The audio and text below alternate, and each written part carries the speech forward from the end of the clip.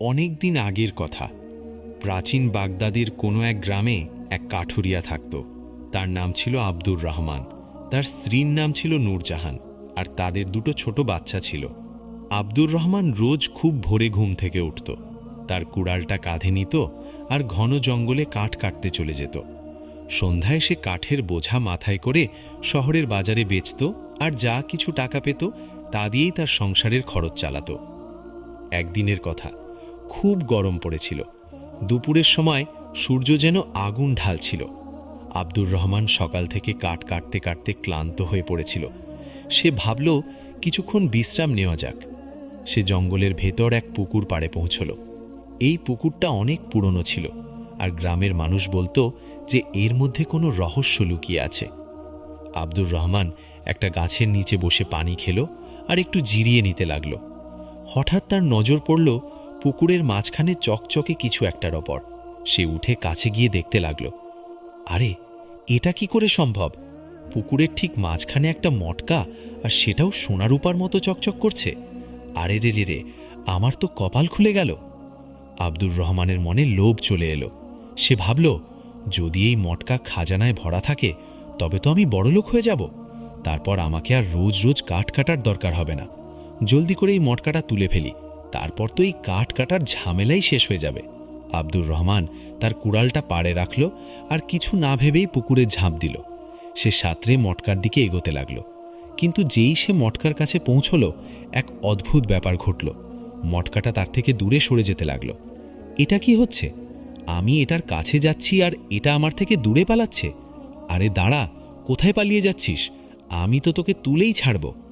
আব্দুর রহমান গায়ের জোর লাগিয়ে সাঁতরাতে শুরু করল, কিন্তু সে যতই মটকার কাছে যায় মটকাটা ততই দূরে সরে যায়। শেষমেশ মটকাটা পুকুরের অন্য পাড়ে গিয়ে থেমে গেল। এই পাজি মটকা আমার সাথে খেলা করছে। কিন্তু দাঁড়া, আমি তোকে ছাড়াই পুকুর থেকে উঠব না। জীবনে এমন সুবর্ণ সুযোগ বারবার আসে না। আব্দুর রহমান আবার সাঁতরাতে লাগল, আর এবার সে মটকার একদম কাছে পৌঁছে গেল। সে মটকাটা ধরার জন্য হাত বাড়ালো, কিন্তু ঠিক সেই মুহূর্তে এক ভয়ঙ্কর ঘটনা ঘটল। হঠাৎ চারদিক থেকে ঘন কালো ধোঁয়া উঠতে শুরু করল। ধোঁয়া এত ঘন ছিল যে রহমান কিছুই দেখতে পাচ্ছিল না। আরে আরে, এটা কি হচ্ছে? আমার শরীর এই ধোঁয়ার মধ্যে হারিয়ে যাচ্ছে কেন? না না, এই মটকাটা অভিশপ্ত। বাঁচাও, কেউ বাঁচাও আমাকে। আমি মরতে চাই না, আমাকে ছেড়ে দাও। আল্লাহর ওয়াস্তে আমাকে ছেড়ে দাও, বাঁচাও। হঠাৎ তীব্র আলো ছড়িয়ে পড়ল, এত তীব্র যে কেউ দেখলে অন্ধ হয়ে যেত। আর তারপর সব শেষ। আব্দুর রহমান আর ওই মটকা দুটোই গায়েব হয়ে গেল। পুকুরের পানি একদম শান্ত হয়ে গেল, যেন কিছুই হয়নি। এভাবেই পুরো 1 মাস কেটে গেল। আব্দুর রহমানের স্ত্রী নূরজাহান নিজের কুঁড়ে ঘরে বসে শুধু কাঁদত। তার বাচ্চারাও মাকে কাঁদতে দেখে কাঁদত। ঘরে খাওয়ার মতো কিছুই ছিল না। নূরজাহান প্রতিবেশীদের কাছ থেকে ধার দেনা করে কোনো মতে দিন পার করছিল। হে আল্লাহ, আমি এখন কি করব? আমার স্বামী গায়েব হয়েছে 1 মাস হয়ে গেল। আগে ভাবতাম হয়তো অন্য কোনো গ্রামে কাজের জন্য গেছে, কিন্তু এতদিন হয়ে গেল সে এখনও ফিরে এলো না। এখন তো আমাকেই তাকে খুঁজতে বেরোতে হবে। আল্লাহই জানেন সে কোথায় আর কি হালে আছে। নূরজাহান তার বাচ্চাদের এক প্রতিবেশীর কাছে রাখল আর নিজে আব্দুর রহমানকে খুঁজতে বেরিয়ে পড়ল। সে সোজা জঙ্গলের দিকে রওনা দিল, কারণ সে জানত আব্দুর রহমান রোজ এই জঙ্গলেই কাঠ কাটতে আসত। উনি রোজ এই জঙ্গলেই কাঠ কাটতে আসতেন। হয়তো এখানেই কোথাও ওনার কোনো খোঁজ পাওয়া যাবে। নূরজাহান ঘন জঙ্গলের ভেতর দিয়ে হাঁটতে লাগল। রাস্তা কঠিন ছিল আর ঝোপঝাড় তার কাপড়ে আটকে যাচ্ছিল, কিন্তু সে থামল না। কিছুক্ষণ পর সে ওই পুকুর পাড়ে পৌঁছল। হঠাৎ তার নজর মাটিতে পড়ে থাকা একটা কুড়ালের ওপর পড়ল। এটা কি? এটা তো আমার স্বামীর কুড়াল। যদি ওনার কুড়াল এখানে পড়ে থাকে তাহলে উনি কোথায়? নূরজাহান কুড়ালটা তুলে বুকে জড়িয়ে ধরল। তার চোখে পানি চলে এলো, কিন্তু সাথে সাথে তার মনে এক দৃঢ় সংকল্প এলো। আমি আমার স্বামীকে খুঁজে বের করবই। সে মাটিতে থাকুক বা মাটির নিচে পাতালে, আমি তাকে ফিরিয়ে আনবই। ঠিক তখনই পেছন থেকে একটা আওয়াজ হলো, মারে। নূরজাহান ভয় পেয়ে পেছনে ফিরে তাকালো। সাদা পোশাকে এক বৃদ্ধ দরবেশ দাঁড়িয়েছিলেন।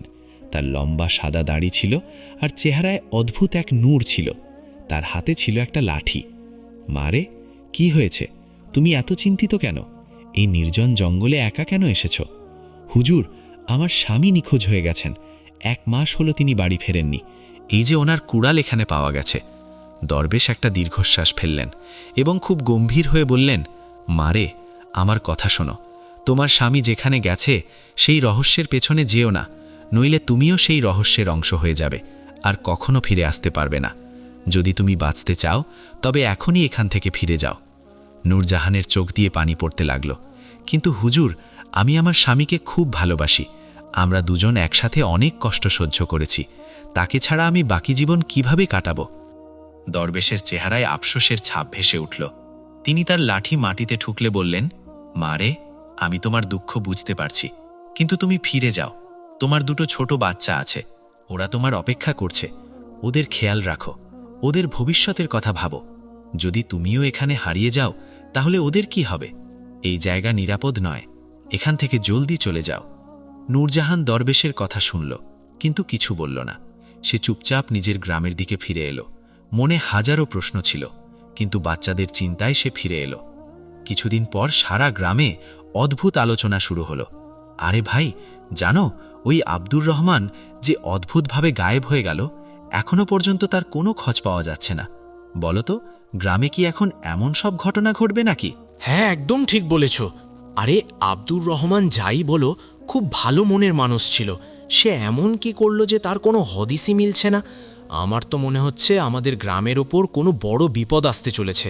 তা না হলে এটা কি করে সম্ভব? জলজান্ত মানুষ রাতারাতি গায়েব হয়ে গেল। ভাই, আল্লাহ জানেন এখন কি হতে চলেছে। ধীরে ধীরে গ্রামের অনেক পুরুষ রহস্যজনকভাবে গায়েব হতে শুরু করলো, আর পুরো গ্রামে তোলপাড় শুরু হয়ে গেল। আরে, এ তো খুব বড় ঘটনা ঘটছে। এ ভাই, এ তো ঠিক সেই ঘটনার পুনরাবৃত্তি হচ্ছে যা একবার আমার দাদাজান বলেছিলেন। তিনি বলেছিলেন যে অনেক বছর আগে আমাদের গ্রাম থেকে হঠাৎ সব পুরুষ গায়েব হয়ে গিয়েছিল। ঠিক সেই ঘটনাই আজ আবার আমাদের সাথে ঘটছে। আর ভাই, আমরা যদি কিছু না করি তবে আমাদের গ্রামে যে কজন পুরুষ বেঁচে আছে তারাও গায়েব হয়ে যাবে। রয়ে যাবে শুধু মহিলারা। তারা কি করবে? এখন মহিলারা কি করবে তা জানি না, কিন্তু হ্যাঁ, আমার দাদা যেন বলেছিলেন যে এটা কারোর অভিশাপ যা আমাদের গ্রামের ওপর গজব হয়ে নামছে। একটা কাজ করি, চলো মাতব্বর সাহেবের কাছে যাই। এর উপর অবশ্যই কোনো সিদ্ধান্ত নিতে হবে। আরে কি হয়েছে? তোমরা সবাই একটু চিন্তিত কেন? কি ব্যাপার? মাতব্বর সাহেব বুঝুন, এখন আমাদের কিছু না কিছু করতেই হবে। আগে আমরা ভেবেছিলাম শুধু আব্দুর রহমানই গায়েব হয়েছে, কিন্তু এই কদিনে আমাদের গ্রামের অর্ধেকের বেশি পুরুষ গায়েব হয়ে গেছে। বলুন তো দেখি। আরে, এ কি বলছো? আসলে আমাদের গ্রামে হচ্ছেটা কি? আমি কিছুদিন অন্য গ্রামে ছিলাম, তাই এত বড় ঘটনার কথা জানতেই পারিনি। সেটাই তো মাতব্বর সাহেব, এই জন্যই তো আপনাকে জানাতে এসেছি। জলদি চলুন, বৈঠকখানায় কথা বলি। আমাদের কিছু না কিছু সিদ্ধান্ত নিতেই হবে। হ্যাঁ, ঠিক আছে, চলো যাই। আজই গ্রামের চাতালে বসবো আর এই বিষয়ে ফয়সালা করব। চলো তবে। গ্রামের সব লোক চাতালে জড়ো হলো। আসো, শোনো শোনো শোনো ভাই, সব গ্রামবাসী সবাই একটু মনোযোগ দিয়ে শোনো। আমাদের গ্রামে যত পুরুষ রহস্যজনকভাবে গায়েব হচ্ছে, যে এই রহস্য সমাধান করতে পারবে আমি তাকে অনেক পুরস্কার দেব। কেউ কি আছো? মাতব্বর সাহেব, আমি এই রহস্য সমাধান করব। গ্রামের যত লোক গায়েব হয়েছে আমি তাদের সবাইকে ফিরিয়ে আনব। এই তো বাপের ব্যাটার মতো কথা। কেউ তো পুরুষ মানুষ সামনে এলো। ঠিক আছে বাবা করিম, তুই এই রহস্যের সমাধান কর বাবা। জানি না আজকাল আমাদের গ্রামে কি হচ্ছে, আমার তো খুব চিন্তা হচ্ছে। ঠিক আছে বাবা, ঠিক আছে। এরপর করিম গ্রাম থেকে বের হয়ে ঘন জঙ্গলে যায়। আসলে ওই লোকগুলো কোথা থেকে গায়েব হয়েছে তা তো আমি জানি না, আর আমি এর খোঁজ করবই বা কিভাবে। তখনই সেই বৃদ্ধ দরবেশ আসেন। আল্লাহ আল্লাহ, তুই কোথায় যাচ্ছিস বাবা? নিজের মরণ খুঁজতে? এমন কথা কেন বলছেন হুজুর? আসলে ব্যাপারটা হলো আমি সব গ্রামবাসীকে মুক্ত করতে চাই।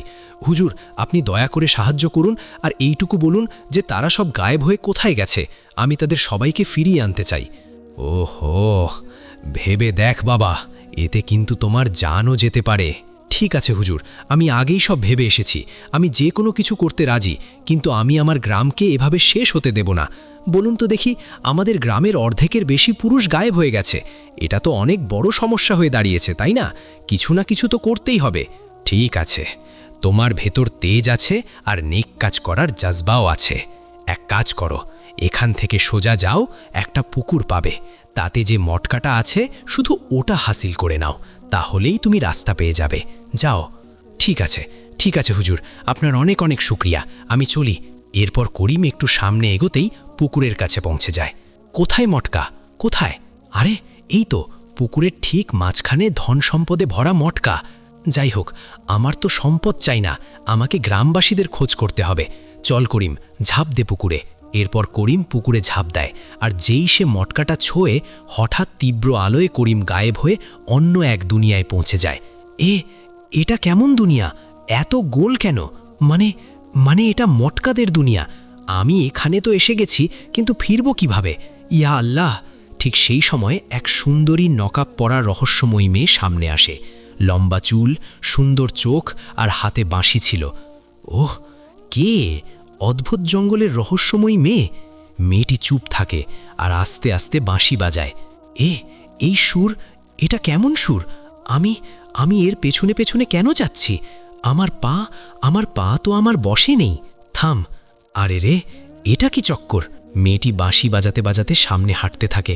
করিম চাইলেও নিজেকে আটকাতে পারে না আর তার পেছনে পেছনে যেতে থাকে। কিছুক্ষণ পর সে এক অদ্ভুত জায়গায় পৌঁছায়, যেখানে চারদিকে বড় বড় মটকা ছিল।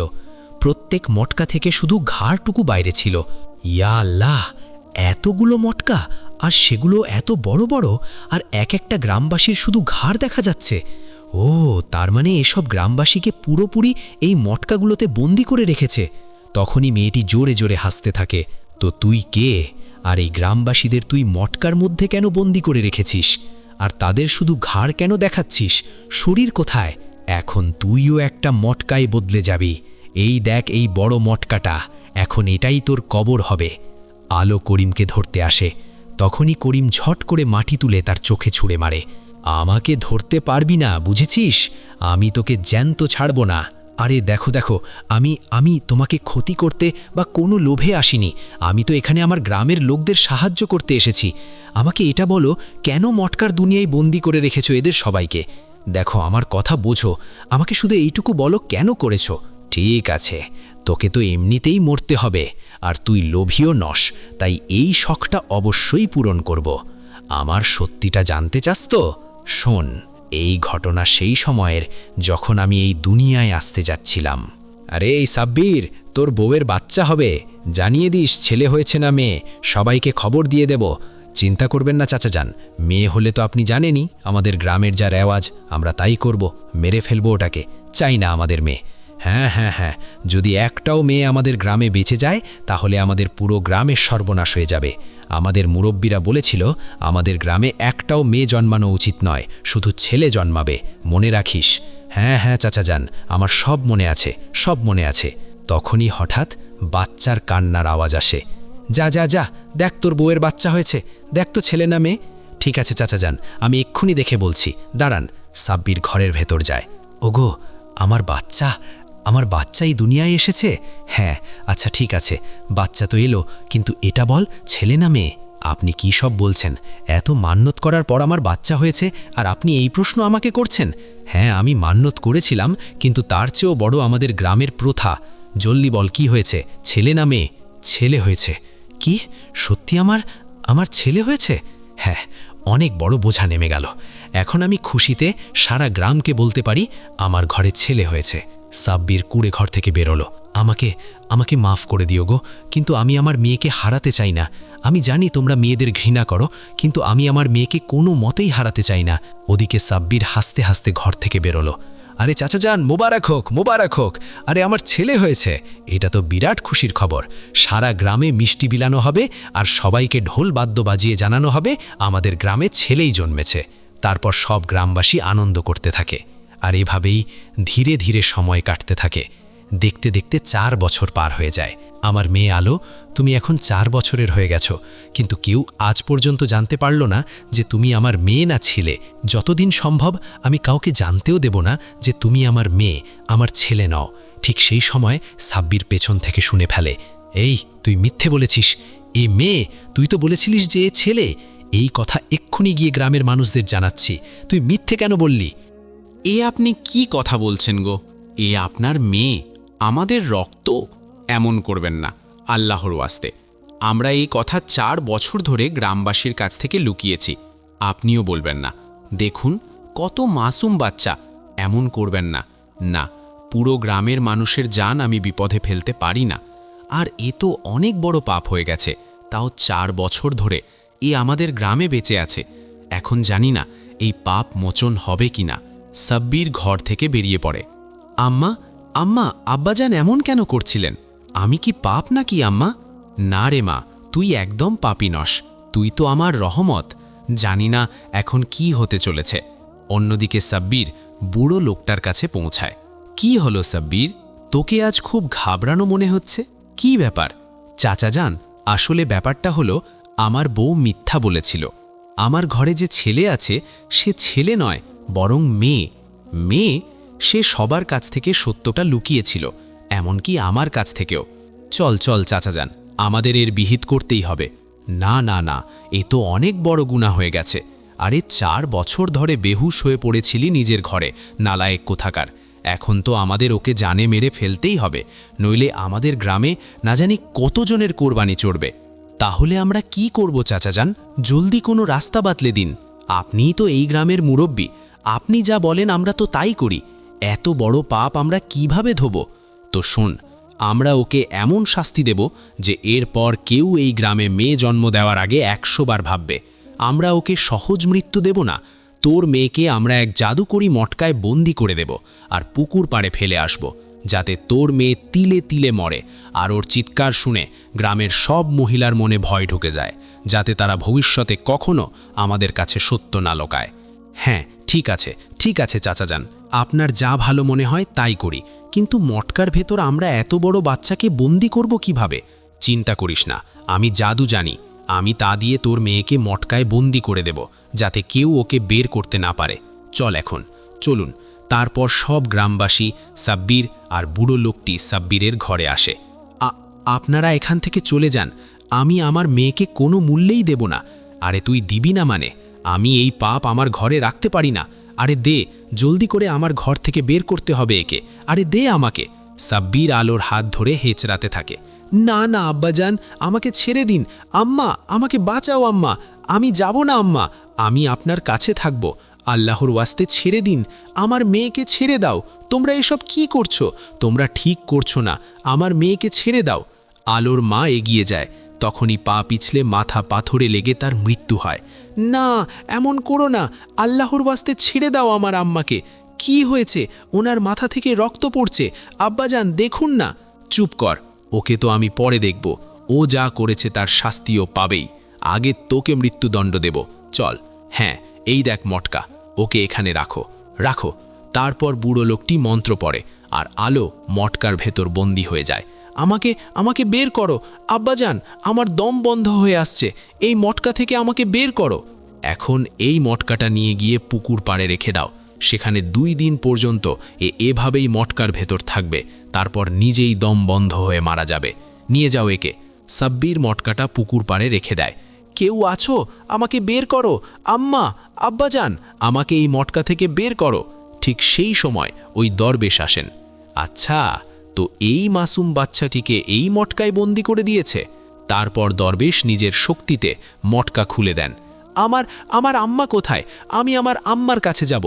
দাঁড়াও দাঁড়াও, যদি তুমি তোমার আম্মার কাছে যাও, আম্মা তো আর এই দুনিয়ায় নেই, আর যদি গ্রামবাসী তোমাকে দেখে ফেলে তবে তোমাকে আবার এখানে মরার জন্য ফেলে যাবে। এমনটা গ্রামবাসী আমার সাথে কেন করছে? আমি তো কারুর কোনো ক্ষতিও করিনি, তাও গ্রামের মানুষ আমাকে এত ঘৃণা কেন করছে? তুই জানিস না মা, এই গ্রামের না খুব নিষ্ঠুর এক প্রথা আছে রে মা। এই গ্রামে একটাও মেয়ে জন্মায় না, আর যদি কেউ জন্মায়ও যায় তবে জন্মানোর সাথে সাথেই তাকে মেরে ফেলে দেওয়া হয়। কিন্তু তোমার মা পুরো সমাজের বিরুদ্ধে গিয়ে তোমাকে 4 বছর ধরে বড় করেছে। সত্যিই তোমার মা তোমাকে খুব ভালোবাসত। ওই দেখো, পুরো সমাজের বিরুদ্ধে চলে গিয়েছিল। কিন্তু এতে আমার কি দোষ হুজুর? হ্যাঁ মা, এতে তোমার কোনো দোষ নেই।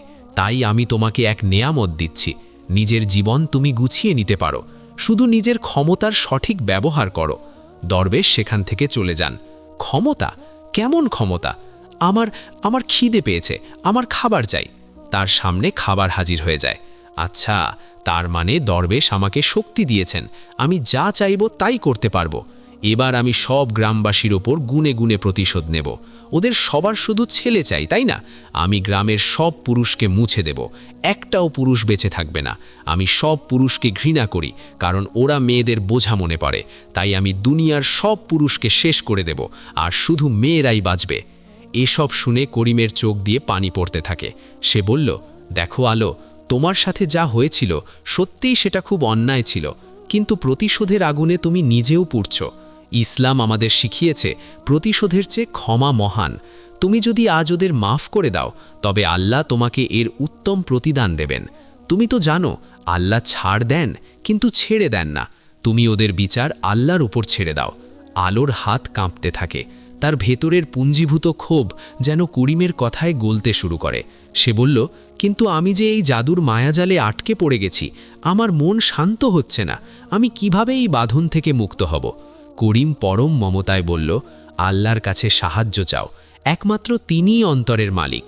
তুমি যদি মন থেকে এই জিদ আর ঘৃণা ঝেড়ে ফেলে তওবা করো, তবে আল্লাহ নিশ্চয়ই তোমাকে পথ দেখাবেন। তুমি এই জাদুর শক্তি দিয়ে ধ্বংস করো না, বরং সৃষ্টিকে রক্ষা করো। এটাই হবে তোমার আসল বিজয়। আলোর হাত থেকে বাঁশিটা পড়ে যায়। সে আকাশের দিকে হাত তুলে কান্নায় ভেঙে পড়ে। হে আল্লাহ, আমি আমার পথ হারিয়ে ফেলেছিলাম। আমি আমার কষ্টের বিচার তোমার কাছে দিলাম। আমি ওদের মাফ করে দিলাম। তুমি আমাকে এই অভিশপ্ত জীবন থেকে মুক্তি দাও। যেই আলো মন থেকে মাফ করে দিল, সাথে সাথে এক অলৌকিক ঘটনা ঘটল। কোনো রক্তপাত বা মৃত্যু নয়, বরং এক শান্ত শীতল বাতাস বয়ে গেল। পুকুরের চারপাশ থেকে কালো ধোঁয়া সরে গিয়ে এক পবিত্র নূর ছড়িয়ে পড়ল। মটকাগুলো একে একে অদৃশ্য হয়ে গেল এবং গ্রামের সব মানুষ সুস্থ অবস্থায় পুকুর পাড়ে ফিরে এলো। আলো মাটিতে বসে কাঁদছিল। করিম এগিয়ে গিয়ে তাকে সাহারা দিল। দেখলে আলো, ক্ষমার শক্তি জাদুর চেয়েও অনেক বেশি শক্তিশালী। তখনই সব গ্রামবাসী হুঁশে আসে। তারা যখন দেখল যে মেয়েটিকে তারা মারতে চেয়েছিল, সেই মেয়েটিই আজ তাদের জীবন বাঁচিয়েছে, তখন লজ্জায় তাদের মাথা নিচু হয়ে গেল। সাব্বির দৌড়ে এসে মেয়ের পায়ের কাছে বসল। মারে, আমাকে মাফ করে দে। আমরা জাহিলিয়াতের অন্ধকারে ছিলাম। আমরা কন্যা সন্তানকে বোঝা মনে করে আল্লাহর নেয়ামতকে পায়ে ঠেলে দিলাম। আজ আল্লাহ আমাদের চোখ খুলে দিয়েছেন। তুই আমাদের বাঁচিয়ে প্রমাণ করে দিলি যে মেয়ে সন্তান কোনো বোঝা নয়, বরং রহমত। গ্রামের মুরব্বি এবং বাকি সবাই আল্লাহর কাছে তওবা করল। তারা সমস্বরে প্রতিজ্ঞা করল, হে আল্লাহ, আমরা ভুল করেছি। আজ থেকে এই গ্রামে ছেলে মেয়েতে কোনো ভেদাভেদ হবে না। আমরা আর কখনো কোনো কন্যা সন্তানের ওপর অন্যায় হতে দেব না। এরপর গ্রামের সবাই মিলে করিম আর আলোকে সম্মানের সাথে গ্রামে নিয়ে গেল। গ্রামের মসজিদে শুকরিয়া আদায় করা হলো। এরপর সবার সম্মতিতে এবং শরিয়াত মেনে করিম আর আলোর বিয়ে সম্পন্ন হলো। গ্রামের মানুষ বুঝতে পারল, বংশের প্রদীপ শুধু ছেলে নয়, মেয়েরাও হতে পারে, যদি তাকে সঠিক শিক্ষা আর ভালোবাসা দিয়ে বড় করা হয়। করিম আর আলো সুখে শান্তিতে সংসার করতে লাগল এবং তাদের মাধ্যমেই গ্রামটি এক আদর্শ গ্রামে পরিণত হলো। আমি আশা করি আপনারা এই গল্প থেকে গভীর এক শিক্ষা পেয়েছেন। যদি আপনারা আরও এমন শিক্ষণীয় গল্প শুনতে চান, তাহলে আমাদের চ্যানেলটি সাবস্ক্রাইব করুন এবং আপনারা কোন জায়গা থেকে আমাদের ভিডিও দেখেন কমেন্টে জানান। আপনাদের সহযোগিতার জন্য ধন্যবাদ।